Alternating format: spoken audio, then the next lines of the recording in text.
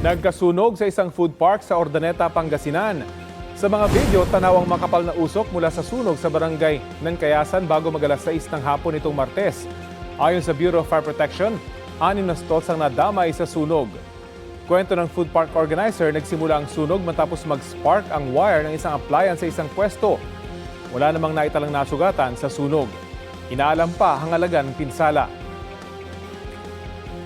Sugatan ng isang truck driver sa Cagayan de Oro City matapos maipit sa pagitan ng dalawang container van. Sa video, kitang inaatras ng forklift ng container van. Doon nakita ang naipit na driver na nilapitan at binuhat ng kanyang mga kasamahan.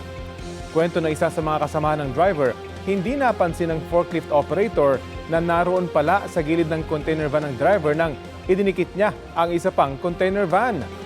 Nagpapagaling na sa ospital ang driver na nabalian ng braso at tadyang. Nagkaareglo na raw ang driver at ang forklift operator.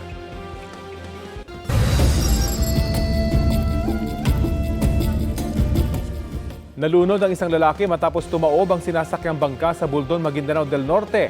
Nakuna ng video ng isang residente ang pagtawid ng bangka sa ilog sa pamamagitan ng paghila ng lubid sa barangay Edcor nitong Martes. Habang papalapit sa kabilang pampang, biglang naputol ang lubid kaya nagtangkang bumalik ang bangka. Nawalan yun ng balanse dahil sa pagpasok ng tubig hanggang sa tumaob. Ayon sa pulisya, nahulog sa ilog ang 12 sakay ng bangka.